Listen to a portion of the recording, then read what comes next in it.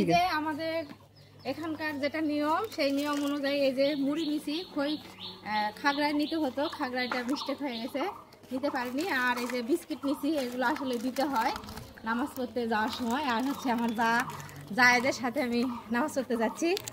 এই নামাজ পড়তে গেলে এগুলো দিতে হয়, আসলে ওখানে জমা দিতে হয়, সবাই খাবে, এই জন্য আর কি। আমরা সবাই মেয়েরা মসজিদে নামাজ পড়ি, মেয়েদের জামাত করে মসজিদে নামাজ পড়ানো হয় আর কি, গোটা পাড়ার এটা একটা নিয়ম।